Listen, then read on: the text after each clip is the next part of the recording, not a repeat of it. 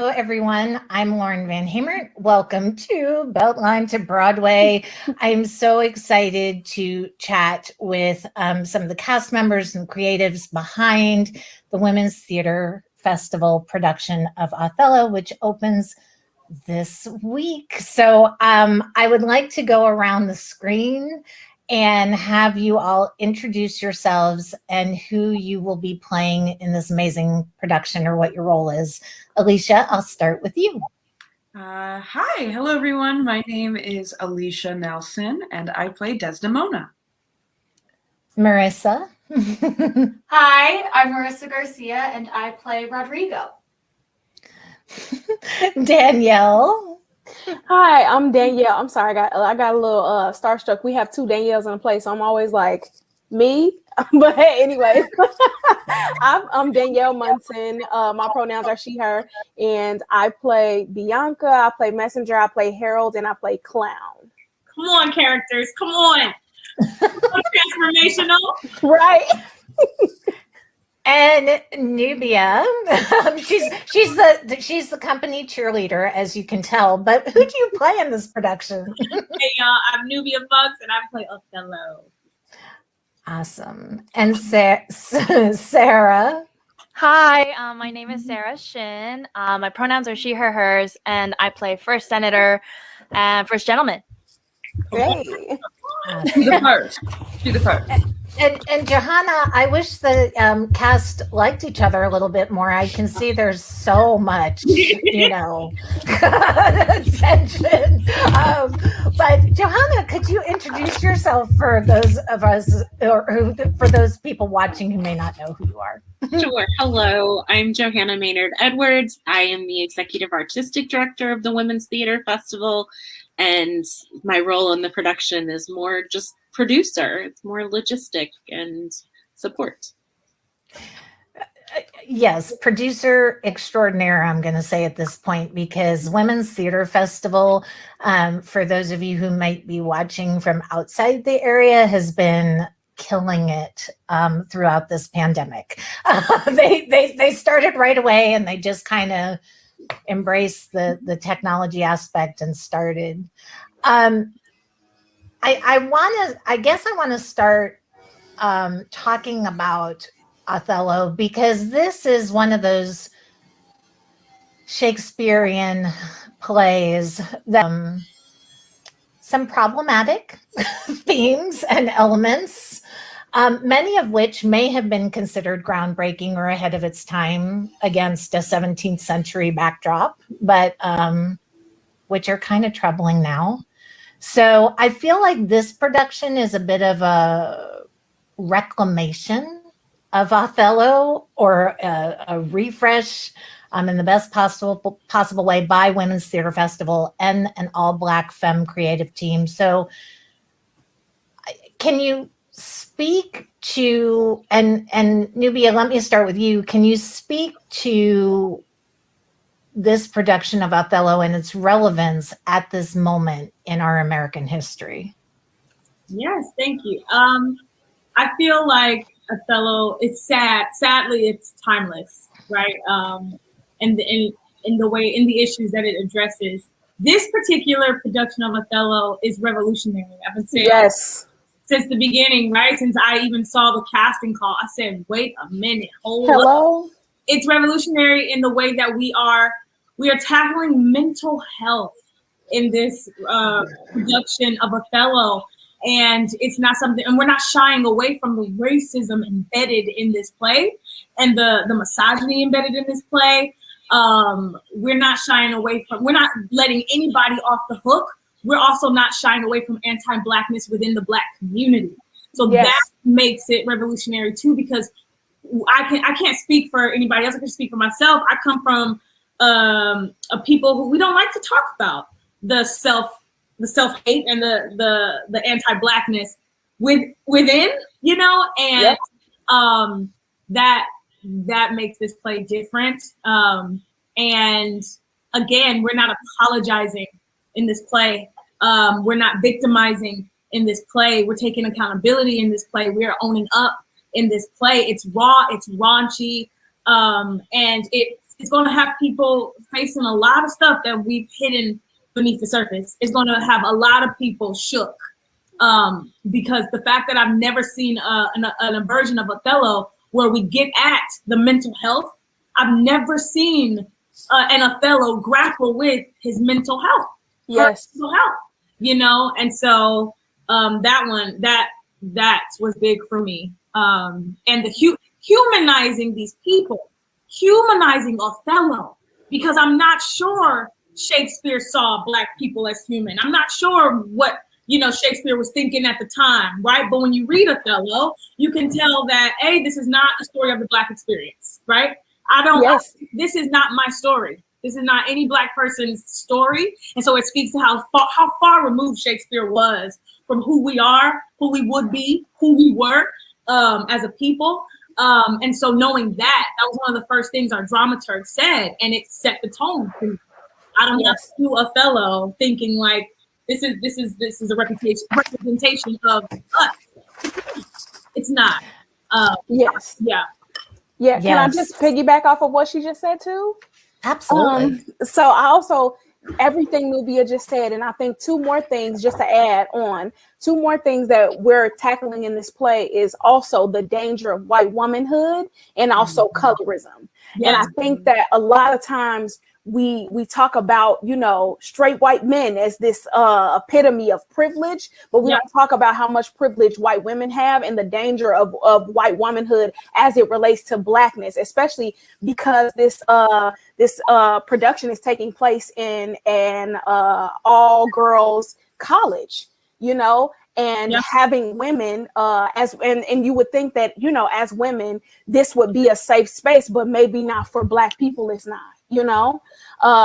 So in taking on the danger of white womanhood, we get to show, you know, anti-Blackness from that lens, from the lens of a well-meaning white woman, because we don't, a lot of times, you know, well-meaning white women really think that they're immune and they don't fall within the category of what it means to be racist, and they don't, you know, they don't get to look at what they're doing, you know. And I think this production shows that, and this production as a dark-skinned woman also tackles colorism.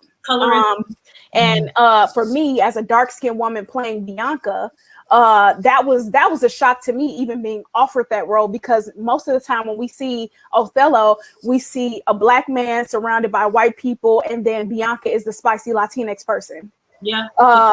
You know, she's this whore, this prostitute. And I love that in this production, like Nubia said, we get to humanize people. So humanizing Othello, because like she said, in every production of Othello I've seen, it's like, you know, I feel like Shakespeare was writing Othello under the guise of Black people are savages. Yes. So he's fine 1 minute, and then the next minute he's crazy and he's a savage and he's killing his wife. You know, and so when we flip that and we get to dig deep and we get to look at, okay, Othello really is not okay from jump. From the jump, she is not okay.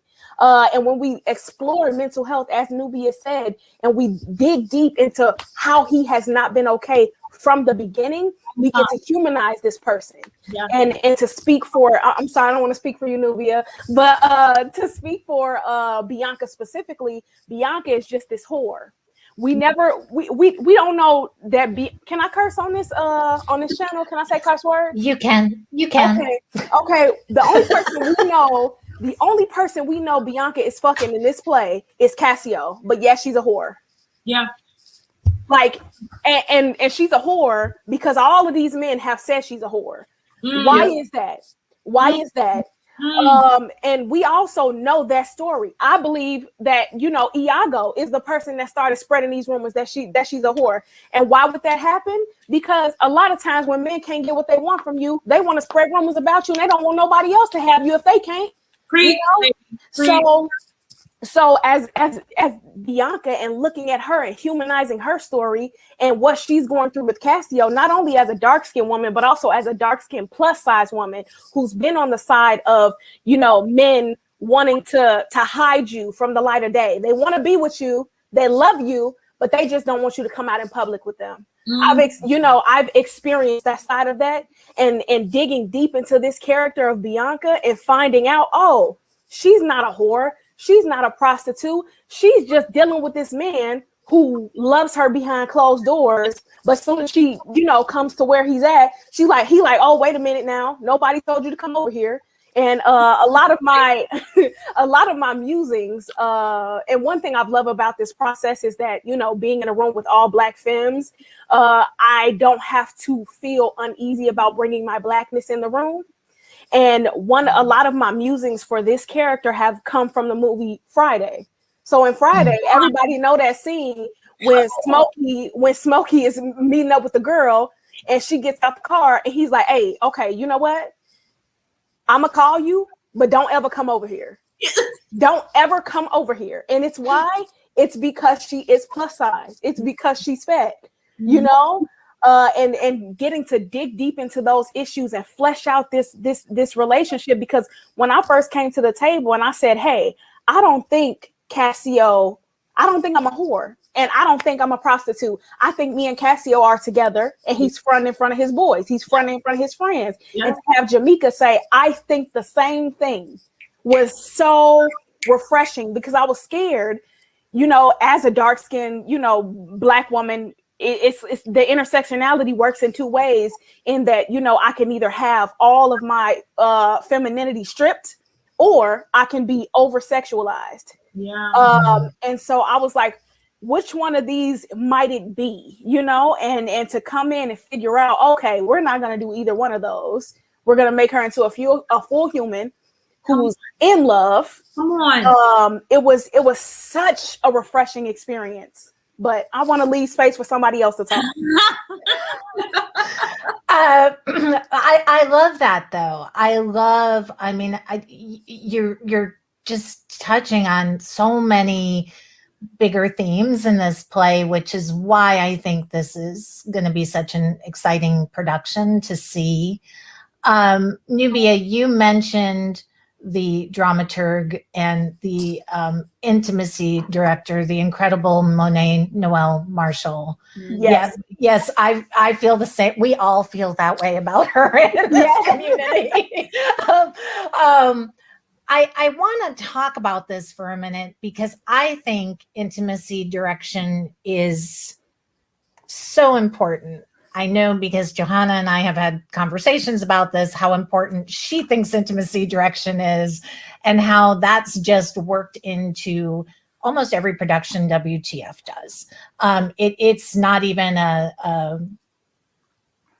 it's a no-brainer for WTF. Unfortunately, that's not the case for a lot of theaters. And I think in this virtual arena, we give theaters kind of an excuse. Oh, they're not together. They're not touching each other. There's no physical intimacy. So we don't actually need an intimacy director. So talk about how important the intimacy director has been for this particular production. I mean, hella important. It's like, wait, what? And when I found out we were having an intimacy coordinator, that was another plus for me. And she's a Black woman. Yes. And her intimacy direction has consisted on taking care of the company as a whole, right? Not just let me work with Desdemona and Othello because they have this moment, Cassio and Bianca because they have this moment. No, it's like working with us as a whole, making sure that we are fully taken care of before we go into these runs.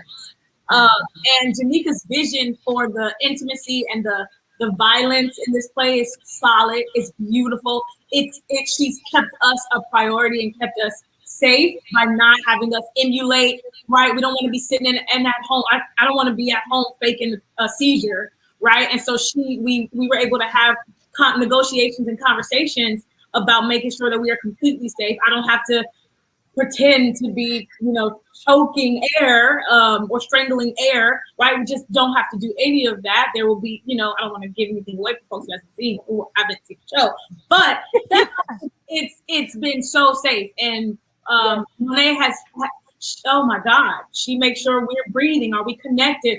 Giving us space to just talk about how we're feeling. It can be anything, giving us that space and reminding us of our agency. I think intimacy, she has taken intimacy work to another level. And I've done shows with intimacy direction, right? Yes. And it was one thing. And then we're doing this virtual show, and intimacy direction is a whole other thing. While you are sitting at home doing this show, are you safe? Yeah. Are you breathing? Are you comfortable? You know, so it might not look like the intimacy direction that we think, but it's intimacy direction at its finest for virtual production. Yes. Yeah. I love this. I love this.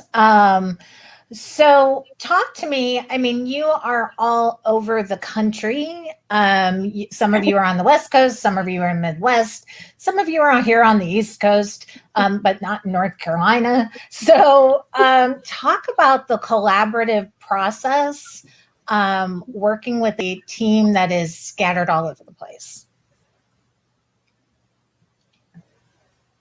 It's really awesome. I mean,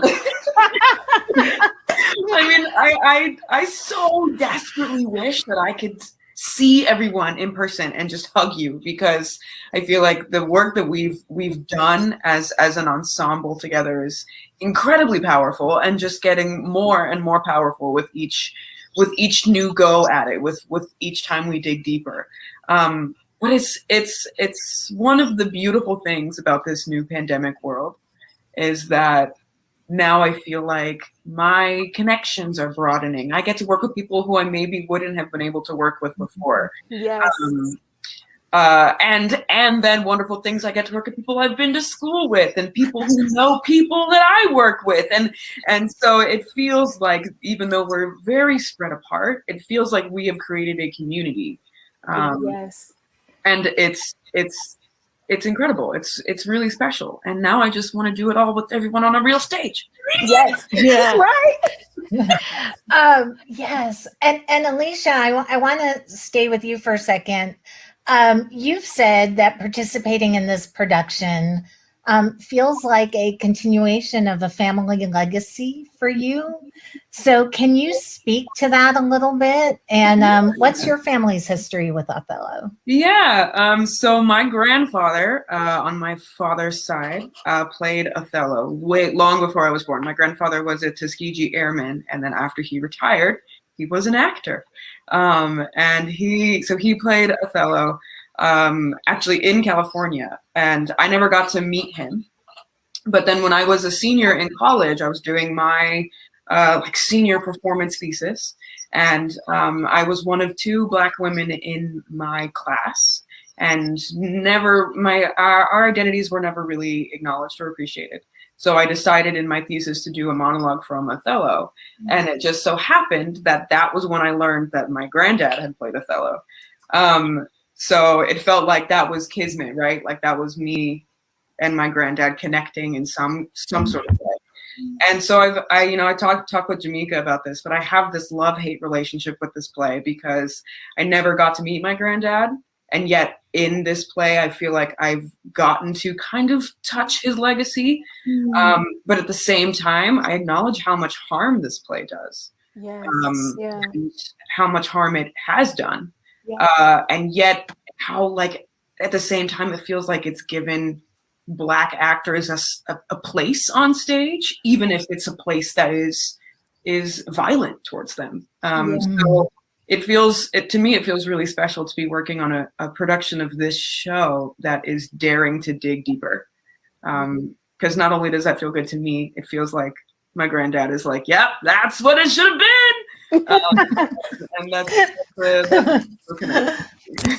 Grandpas are always watching. I was very close to my grandfather too, and he's gone, and I always feel like he's watching. So I definitely appreciate that connection that you're expressing that you have with him, and he's watching the production. A couple weeks ago, we host on this platform a semi-monthly series called Torn: Theater on Racist Negativity.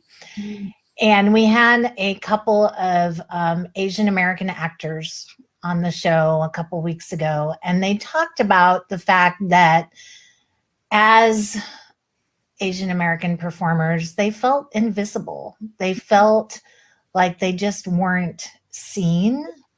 So, Sarah, I want to ask you, this is your first foray into Shakespeare, and you've said that's because you didn't feel that there was a place for you within this world of Shakespeare. So can you talk about that? Is that part of the invisibility that those other actors were describing to me? I feel like probably. I think for a lot of Asian American actors, a lot of us are like first generation or second generation, and or have like we're descent. We know we have family members we know of that just immigrated from to the U.S. and so language is just we just have a different relationship with language. Something that me and my friends talk about is this quote from Kathy Park Hong. She says that broken English is my heritage, which I just like really relate to. I think as someone that for me, as someone that knows a little bit of Korean, and have been communicating with my family members in Korean, sometimes it's sometimes you feel like you're not good at any language.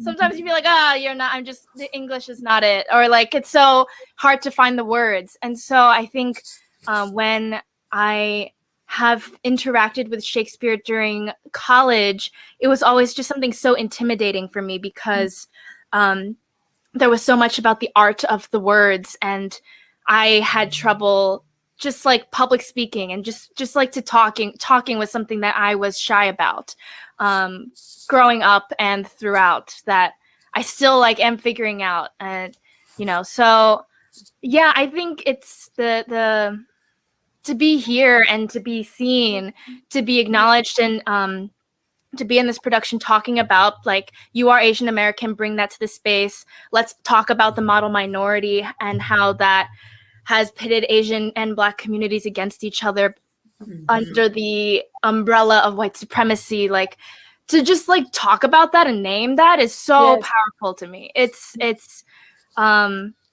really, it's just exciting, and it brings all this like archaic history down to earth for me, because it's been there and we're talking about it now, and it started back then. Yeah. Yeah. Now, Sarah, you are based in Brooklyn. Is that where you are in the world? Yes, I am. Yes. So out of New York, after George Floyd died, we saw this rising up in the We See You White American Theater movement, which has been pretty amazing to watch. I actually am producing a podcast as we speak. It'll come out in the next few days. But one of the things that actor, and he's Asian American as well, we discussed was if Asian Americans were being left out of the conversation. Do you feel that Asian Americans are being left out of the conversation as we see this evolution of the We See White American Theater movement? It's so complicated. I think something that I've talked about with my cousins actually, and with my other like Asian and Asian American friends, is that it's a fine line between, I think, kind of being on the sidelines, or like to step back and making sure that Black and Indigenous people are being centered. And because we don't want to co-opt, we like through speaking about our issues and our perspective, we don't want to co-opt, or we don't want to take over the spotlight. But I think it's this mindset that we all need to think about, is like just thinking about taking over spotlights and taking up space that should go to them is also a symptom of white supremacy. And so all of us, we actually like there's space for all of us here. And so it's important to be talking about to be including everyone. And so when it came to We See White American Theater, I think I've been kind of thinking like, that with a lot of it being led by many, there were many, I feel like in the group, the initial list of writers had people from all different types of identities. And I've kind of thought that by centering Black and Indigenous first, that then Asian and Latinx, queer, the disabled, like all of those identities are also going to follow, or yeah, I had faith that they will be included. But I think there's also the trap sometimes of thinking it's only about a certain group of people. And and for as an Asian person thinking like, oh, like this is not my time. I need to do my own thing and figure it out on my own. But so I think recently with the shooting that happened in Atlanta, and just through that, a lot of more Asian American people speaking up, I think we're starting to let go of the space taking idea. Yeah. And can I chime in on that as well? Oh, yes. Well, Danielle, I was going to turn to you next. Okay. Because you are you in Chicago? I am in Chicago, yes. Okay, so over the course of the pandemic, we have seen the rearranging of chairs, so to speak, in the Chicago theater scene. Yes. Yeah. Yes. Victory Garden, Chicago's Pride Films and Plays, Second City. Yep. We are seeing all of these artistic directors being removed from their positions of leadership because of problematic language and behavior, which feels like a reckoning of sorts to me. Yeah. So can you paint a picture for me for the Chicago theater scene of what that looked like pre-George Floyd, and what's that shaping into now? Well, I will say this. I can't say much because I'm 3 years out of undergrad. So I graduated undergrad in 2018, stayed in Champaign, lived because I went to U of I, and I didn't move back into the city and start working within the community until the end of 2019. So literally right before the pandemic. So I had done maybe one show before. No, I had done 2 shows before everything shut down. But I will say this. There have been a lot of overdue conversations about treatment of actors as well as pay of actors in ways that are overdue. For example, I won't speak on too much, but in the show that I was in, the first show that I was in back in 2019, my first Chicago, like my debut show, there were some issues amongst the cast that were ignored by the theater. We actually filed formal complaints, and we later found out that the theater never actually documented the formal complaints that we had filed. And we didn't find this out until 2020, We See You White American Theater, when people had come out and said, hey, this theater is problematic. We've had this, and this problems. And then, our story and our experience came up, and we learned that, the theater didn't document the concerns that we had. And then, as a result of We See You White American Theater and George Floyd, as a result of that, they had like a private investigator actually contact us to try to figure out what had been happening with the theater. Like, that's how serious it was. But it also sucks that it took that. Yeah. And it's actually unacceptable. And I think that censoring the voice of actors, period, because if I'm just being quite honest, we come in, we do arguably some of the most work. Yeah. We're here for the duration of however long the contract is. And in Chicago, you can be working at a storefront theater and the rehearsals will start in August. The show won't open until November, and you'll be running until December, and they'll offer you a stipend of $75, literally.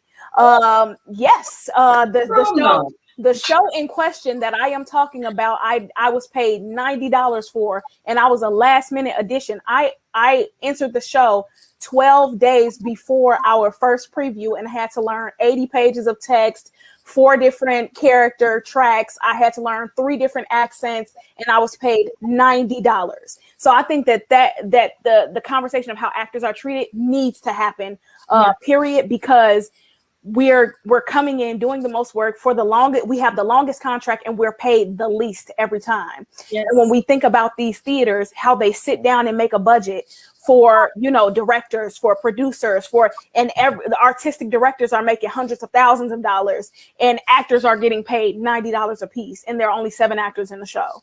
You know, and then to have that same theater contact me right after quarantine to say, hey, we want to stream the show and we're not offering you any additional compensation.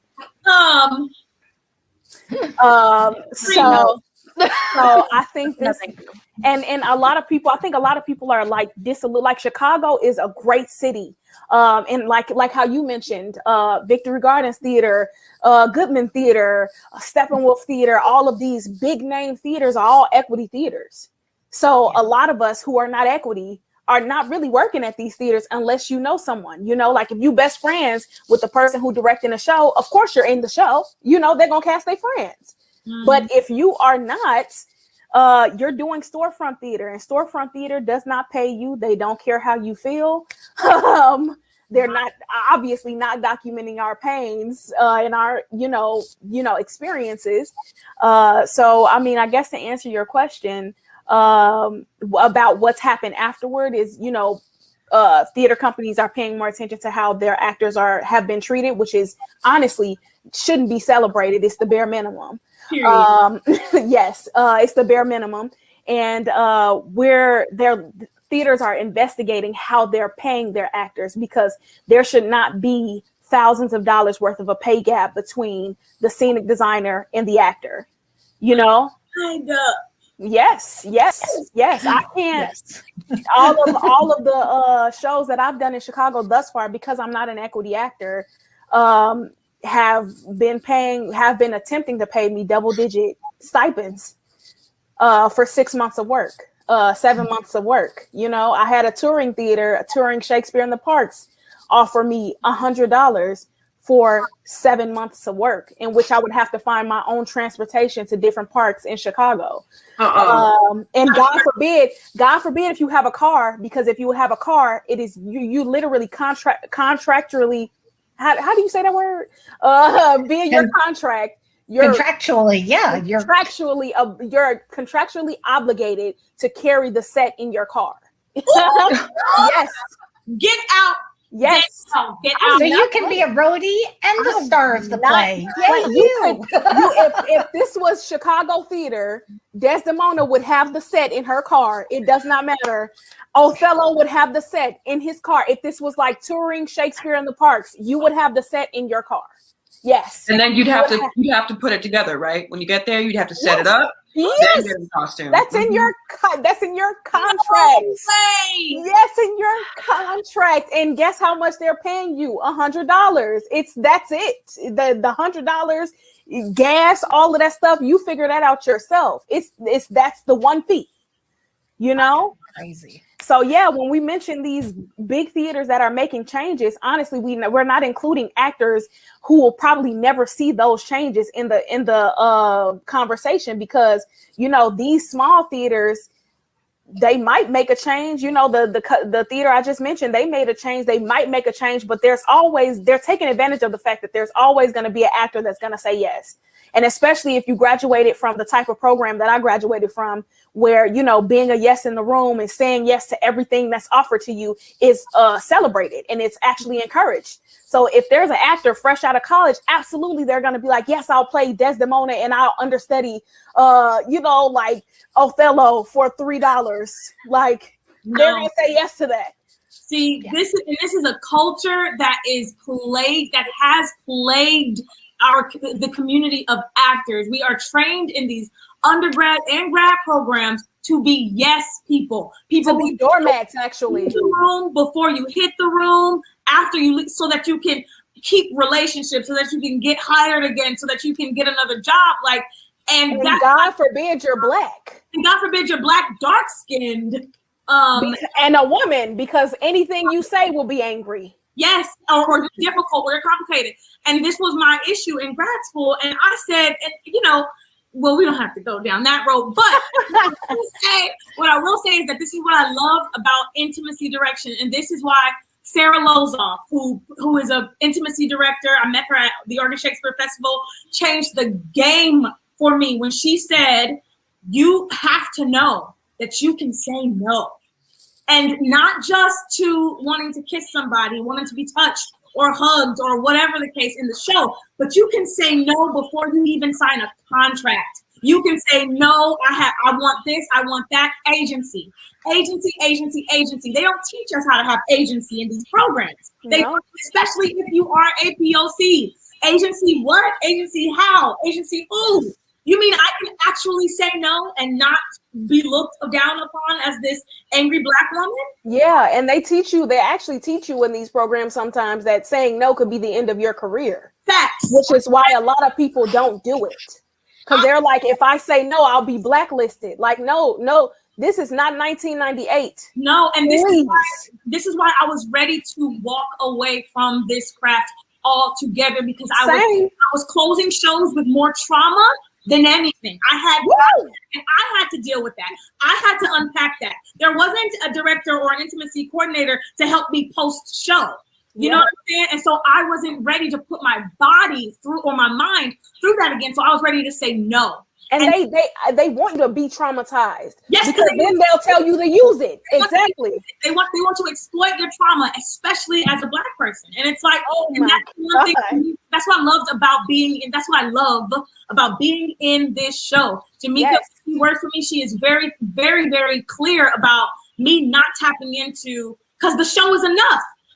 For me, the circumstances of Othello is enough, right? I don't have to exploit my trauma to connect to this character. Jamaica has never asked like us to think about that time your grandmother died. It's like, no, this text is enough. And she actually advocates for people over profit. She says it all the time. Yes. She says, do what you need. If you are at a yellow today, we use colors. If you are at a yellow today, if you are at a red, meaning you cannot give us your all today, that is fine. Let us know. Bring that into the space. I welcome it. Because a lot of theater teaches you, they want us to leave everything at the door, but then they want us to go to the door and get it, so that way we can put it in the monologue. It's like, which one is it? Yeah.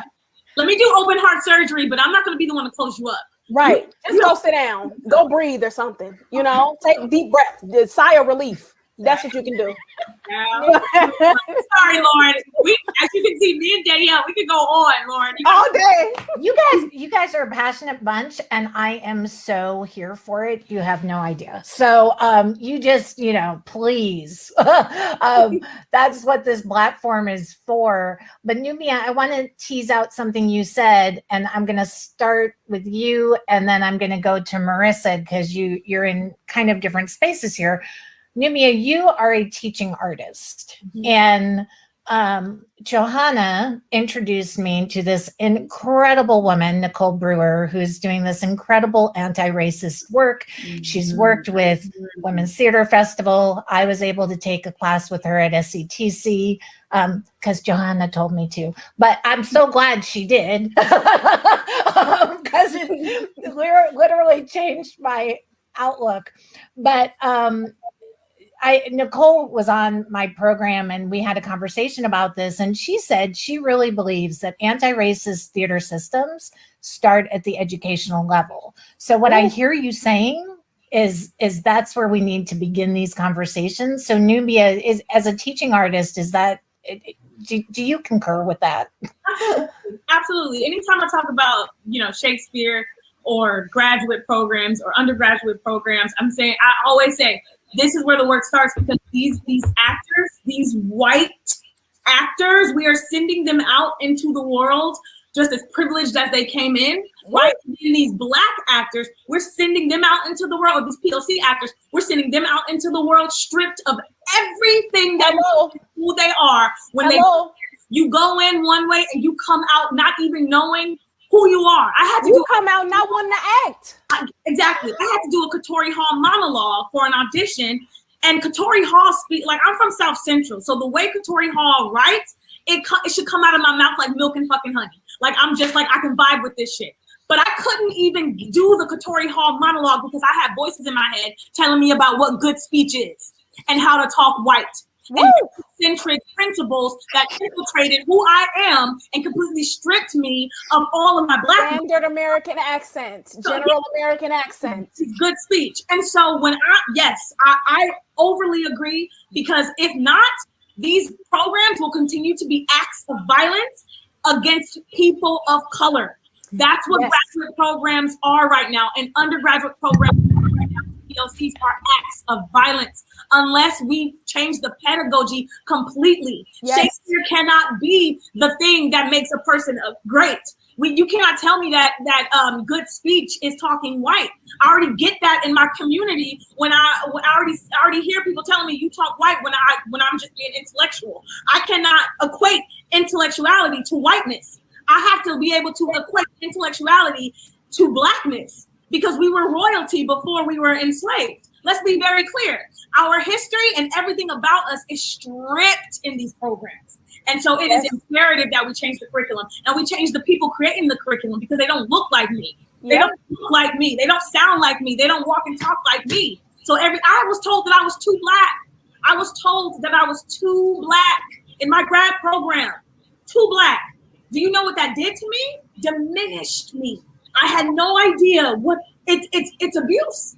It's abuse and it's violence. Same. And as a teaching artist, I love that I said I'm gonna teaching and then acting. Teaching is my priority because I get to go into these high schools because let's go back. Let's go all the way back. I get to go into these high schools and I get to tell that little black girl or that little black boy that, you can do Hamlet. Here, let's come on, to be or not to be. That is come on, let's do it. In your voice, I get to give these kids hope. I get to tell them that, you can do this. Don't be scared of Shakespeare. Don't be scared of Shakespeare. What he done do to you? No, he didn't write to you, but you can do it better than a lot. Come on now. We can do Shakespeare because we have soul and we have this power. Those fellows have soul, okay? Come on. And so, sorry, I didn't mean to be long because I know Marissa, my baby, all day. So I'm going to stop. But I just want to say, Lauren, I do concur. It starts in the education programs. It starts in high schools. Go for it, baby. Queen, Marissa. Yes. Marissa, you are in college. We talked about before we went on camera. So what do you think from the college perspective? Do these anti-racist theater systems start in high school at the college level? 100,000 times%. I was fortunate enough to go to the Creative and Performing Arts High School in Philadelphia, Kappa, where I was surrounded by a diverse population of people. I was being taught by people who, when I went to my middle school back like 30 minutes outside of Philadelphia, I would have never seen these like diverse groups of people, just because that's not the population of the area that I grew up in. And so right from high school, I was witnessed and seeing this diverse group of people coming together to be a community. I came to college and I'm in a very small liberal arts college in Illinois, and it was reverted again. Not that there wasn't diversity, there is, but it wasn't the same like it was in a city. And some of the mindsets of individuals, not just within my program, but just within the college in general, were very different than my own, just because of the way that they grew up and what their news media was feeding them and what my news media was feeding me. And there have been a lot of conversations within my college and within my program about how can we make our program inclusive for everyone. So an exciting thing that happened this year was we have a CARE coalition, the Millikan University CARE Coalition, which was started by Sherry Sanders. She's the woman who created Rock the Audition. We are the second institution to implement it within our program. And there are 4 different categories. You have a leader when it comes to mental health. You have a leader when it comes to the LGBTQ plus community. You have a leader when it comes to the BIPOC community. And then there is 4. And then what is the last one? Oh, shucks. I'm going to forget it. Oh, shucksies. I forgot it. Oopsies. But that coalition has already allowed our voices, the students' voices, to be heard to faculty members in a way that when I was a freshman, that was just not the thing. Like if you had a complaint or if you had a hiccup or if you felt insecurity, you could not reach out to the people in the higher levels of like who they are in the thing, not just because of they wouldn't want to listen to us. It's because there wasn't a way for our voices to actually be heard. And yes, we have like SAC, the student like committee that addresses each grade level's voices to our director of the department. But they only meet we get once a month meetings, and some of these things, because there are so many things that need to be changed and so many things that we need to address, that sometimes those things aren't listened to, or sometimes they're just like blown over. What I love about my program is that when we start off in acting, acting 1, everyone is in there. You have design and production majors, you have acting majors, musical theater majors, BA theater and performance majors. You have everyone together. And the plays that we read are like Stick Fly and Living Out and Bad Jews, like everything that like doesn't just share the white central idea, but actually we get to see different perspectives. And then at the end of that semester, when we perform them, you get to choose which one, but ultimately you choose the one that like fits with who you are. So like Stick Fly was like the Black students who read Stick Fly were like, this is something that is really important to me. I read Bad Jews and was like, this is very important to me. Living Out was also very important to me. And it was just a great way to not just see the white idea of theater, but to see a whole community of theater. Yeah. And there's so many things that need to be changed. But ultimately, coming back to your question, yes, I think it starts at the institutional level. Yes. It needs to be addressed there, because just like Nubia said, we send out white performers to be successful, and we send out people of color to be successful, to be on their own. Honestly, literally. And just, I think another big thing is that we need to see a diversity within faculty. Yeah. At so many, I'm lucky enough that at my institution we have diversity within our faculty members. Some people have left from the time that I've been here, because it's my senior year, graduate in May. But we have so many, there's so much diversity within our own institution, but not necessarily the entire school. But at least in my own bubble, I know that I can talk to my professor, Anna Corvera, and she will understand where I'm coming from, because she is also half white, half Latinx, like myself. Whereas it might be harder to go and talk to a professor who's just white and a man. Yeah. Yes. Can I also add some? Oh, I'm sorry. No, you're good. I would go on a tangent. You know me. Go ahead. No, I just want to, I have a theory about why, these theaters sort of set white people up for success and the Black people not so much, why there's so much trauma here. And like, this is not scientifically proven. This is just what I think.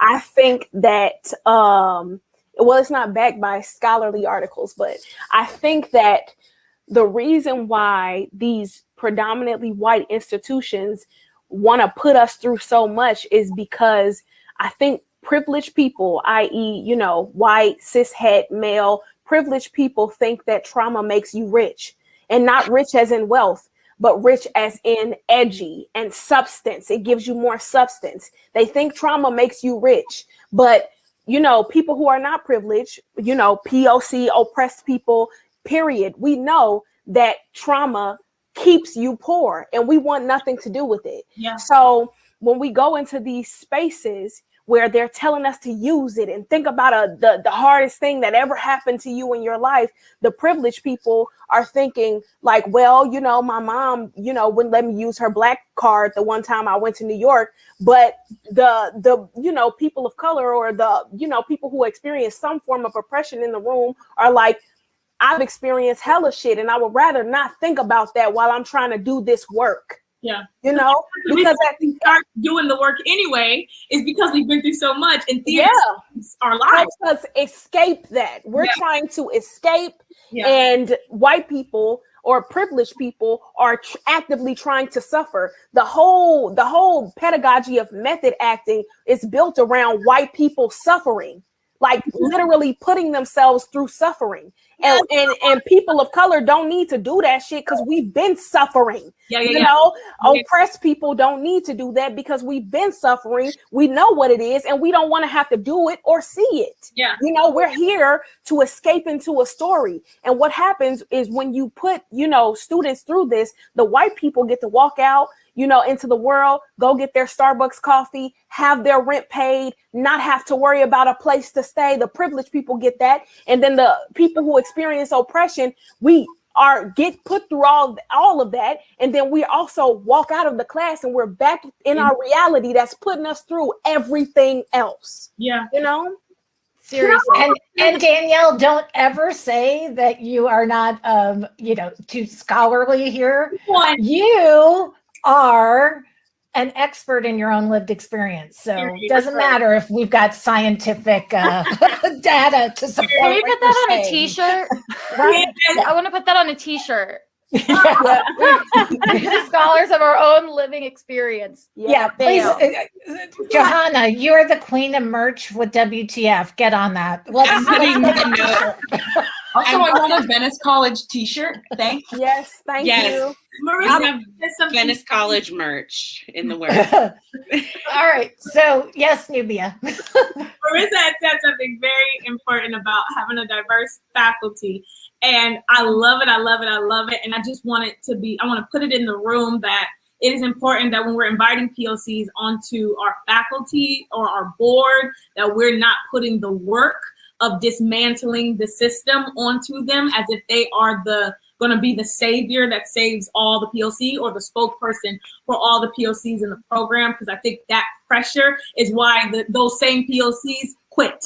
That's why they don't stay in these positions, because it's just not fair to them. I would hear people say like, oh, we're bringing in this person and she's Black, so this will help, you know, this, that, and third. I'm just like, no, that's not her responsibility. It's actually your responsibility. It's the responsibility. They think bringing in Black people into a violent space is the answer. It is you not. know, like systemically, we need to change the curriculum. We need to change how this system functions before we bring people of color into it. Yeah. You know, because like you said, they bring us into it and then they make it our responsibility. You know, 100%. Yeah. And I think what's and do not, I love what you're saying, Nubia.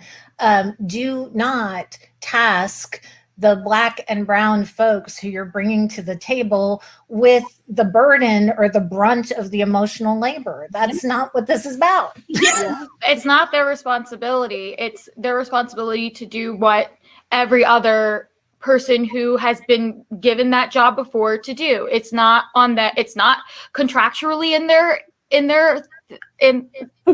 contract. Wow. In the contract, they have to put on top of their plate something that is just there so that all of the white faculty members are like, oh, we're good. We got this one person. Yep. That's not what it is. What it is to be like, we see your work. We see how you have taught this like lesson to our students. We've seen the student Q&A and we like what you're doing. Come join us. And it should be smooth sailing for us. Yes, literally smooth sailing for us. We should be able to exist just like they get to exist. You know, like just exist as a teacher, exist as a student, you know, in a system that's not harming me without giving me extra jobs. And until that's true, we have to pay the women of color more. You better pay me. That's I can speak to that. You know, just from our my perspective is this summer when we did a keynote with Jamaica and with Nicole Brewer and other women called Black Women of the American Theater, just listening to those women talk for 90 minutes, my key takeaway after that was, from here on out, no matter what job I get to pay a Black woman to do, I need to pay her more than I've ever paid anyone to do that job, because there is extra labor. Yeah. What's the saying? Oh, put some respect on my check. Yes, that. So I want to put this out there to all of you. I really feel like here in North Carolina, we have so many creative companies like Women's Theater Festival doing such innovative and amazing work. I also think that some of the work here we're doing in North Carolina is the best kept secret in the country. So I don't want that to be the case anymore. I want to use this platform to shout it from the rooftops and tell everybody how great the artistry in North Carolina is. Nubia, you have worked with the Oregon Shakespeare Festival, La Jolla Playhouse, Old Globe, Guthrie Theater. How has your experience working with WTF compared to working with those other fabulous theaters that get the better press than we do here in North Carolina? I think I've been blessed, like, because all of these theaters were like check-offs. Like, I just wanted to, it was my dream theaters to work at. WTF, it's like a level of family. And this is all virtual. I haven't even met Johanna in person. And I feel so safe. I feel so taken care of. And the fact that there was phone conversation before I signed anything, before I, even started this rehearsal. The fact that we had those, that was like, oh my gosh, they're really trying to take care of me. Like, what the heck? I was not expecting. It feels like I've known this theater for a very long time. Like, it feels like I've been working with this theater for a while. It's weird. It's like, I feel like in another life, I've worked at this theater. But I don't know. I just got mad respect for the way in which I've been taken care of, the way in which I've been seen, the way in which I've been checked on. The artistic director, I got your email, Johanna, is checking up on me. What the heck? It's just not something that has happened.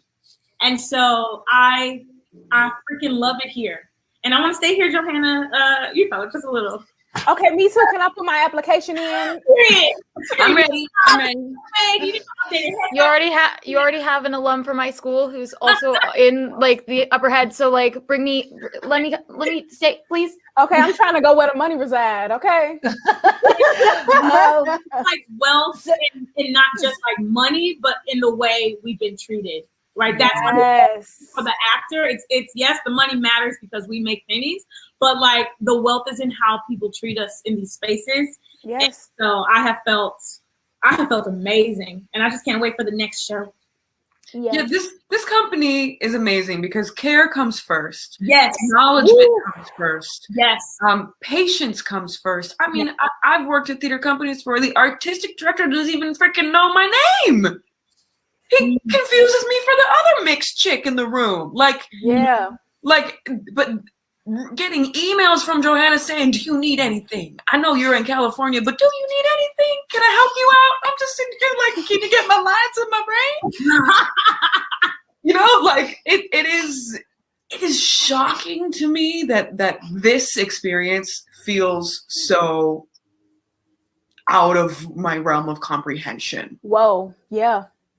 Because when you're Literally. doing Othello, and so for me, I came into it feeling like, oh God, I'm gonna have to, and I still do. There's a level of self-care that I still do, but like I would have to carry so much, and it doesn't feel like that because because of the care. It just yeah. And because of that, I'm kind of really grateful that this is a virtual production, because I wonder if it wasn't, would I have seen, you know, because I think their post did like a whole bunch of numbers on Facebook. And if this was not a virtual production, would I have seen that post?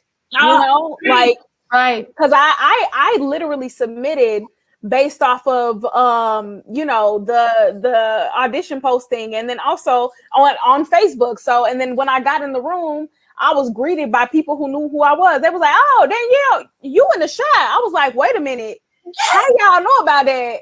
I was like, "That's a Chicago show. How y'all know about that in North Carolina?" Because we all read the forms, like we all read the submission forms, Right. and like everybody was ready to meet everybody. Yes. We were like dorking out about meeting all the auditionees.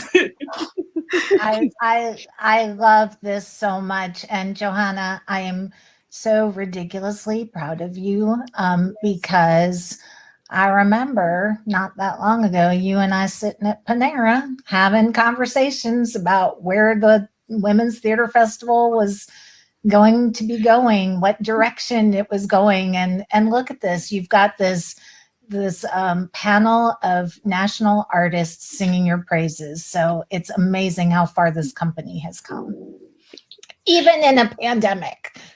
Lauren and I did a lot of our dreaming together about what our organizations could be, sitting in a Panera. And About your bagels, so back in the before times when we could sit together in a restaurant. But I'm so grateful to all of you. I have one more question before I let you guys go. What do you hope audiences will get out of seeing this production of Othello? That's a big question.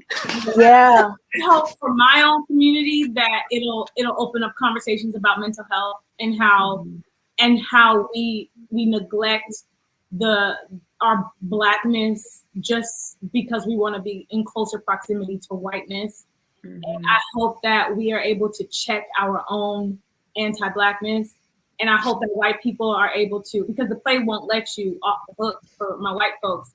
You will not be left off the hook. You might as well have a mirror in front of you while you're watching the show, because that's what this show does. It places a mirror up in front of every single person to be like, look at what our world has come to. Because the play is not set in the 17th century, right? It's set in 2020.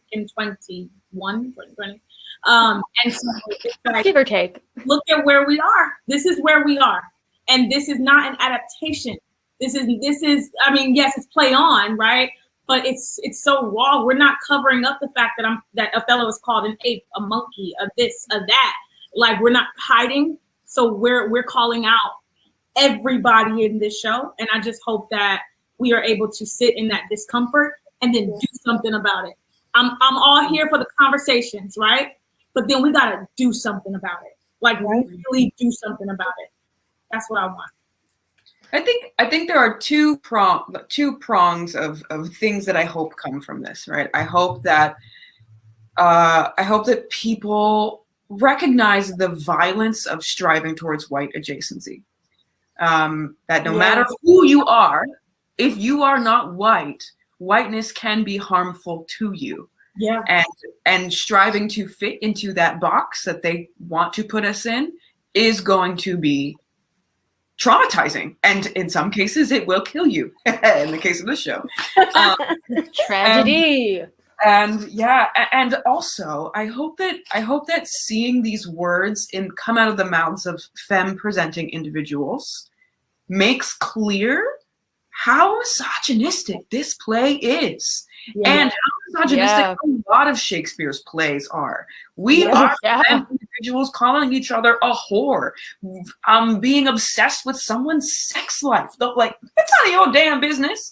And yet, so many of these shows that we put up on a pedestal are rooted in that kind of language. And so, especially for the men who decide to watch this, I hope that they see just how much misogyny is rooted in not just conversation in Shakespeare's time, but conversation now, and the harm it causes. Danielle, do you have anything else to add? Because I know you do. So I here from a personal standpoint, I hope that women who look like me see this play and see, you know, a plus size dark-skinned woman. I mean, like, she's depicted as a prostitute, but also, like, I think as the way I don't want to give too much away, but in our version, I think that I hope casting directors and women who look like me see me and all my, you know, dark-skinned plus sizeness being portrayed as a love interest. Yes. And I hope they take notes. All right, because I'm tired of playing funny frat friend number 3. I'm tired of it. And I hope, and I hope women who look like me find inspiration in that, and knowing that, you know, it's possible for us. I mean, even in this context, when she's kind of like, you know, otherized and depraved and made into this thing that she's not, that we can still see humanity and also see love and femininity and, you know, see all of that in a person that's coming from me, who wouldn't be traditionally cast in this role, or who wouldn't be traditionally equated with those things. Sarah, how about you? I think to the Asian people, just stop trying to be white. Stop trying, like, that's my hope, that they just like it's not worth it. It's not, and it's gonna bite back. And I think also I hope that educators and, like, people working in schools, the people that are board members also see, just get that, take away how their actions from higher up, maybe something that's small to them is huge on the students or huge on the people that they're trying to serve. Thank you. Marissa? Yeah, for me, I want people to come out of the show and know that the amount of diversity that is presented here should be and will always be a thing. That Shakespeare is not just for some upper class white person who, like, can do a really good British RP accent and, like, swing a sword around and be like, no, that Shakespeare was written for the groundlings, the people, the not the upper class, not the rich people, the people down on the ground, to enjoy and to see people like themselves up on stage. And that is what it should be today. We should see people of all different ethnicities. We should see people of all different, like, backgrounds and cultures and diversity presenting Shakespeare in a way that is not seen as something that, like, is unachievable because it is so hard to decipher or to understand, but that this language is poetic and this language is beautiful, and that every person can speak this language and understand it and be able to share it and act it and really dive deep within that. There's this, like, upper class, like, ideal that only, like, really, like, the white, rich, like, strong men can present Shakespeare, and that is not the case. That every single person, no matter your skin color, no matter your background, no matter able, disabled, we can all present Shakespeare, and we can all show the groundlings who they are, because they want to see somebody like Sarah. They want to see someone like Danielle and Nubia and Alicia and everyone who's in this cast, because they go, oh, that is me. and yes, this is a very dark show and like has a lot of like all of the misogyny and all the darkness, but like you can still do it, and you shouldn't be afraid. And I want people to be welcomed into being able to show Shakespeare. That's my wish. Yes. Well, you can find out more about this production at womenstheaterfestival.com. You can purchase a ticket. Tickets are pay what you can. So there's no excuse not to see this amazing show. And it really does sound like it's going to be a springboard for many, many conversations in homes, in universities, all over the place, and other theaters. So thank you. Thank you all for hanging out with me. Thank you. And thank you. Thank you. I can't wait to see the show. And I know that I'm going to be seeing a lot more of all of you on the WTF virtual stage and maybe even on the real stage. So thank you so much. And I do want to say, as I say on all of these programs, if you've missed any portion of the program watching, you can see this on Facebook Live. It will live after this broadcast, and it will also be on our website, so you can catch it there. Thanks so much, everybody. Support local theater, support our Women's Theater Festival. And thank you all so much for joining me. This has been amazing. Thank you. Thank you.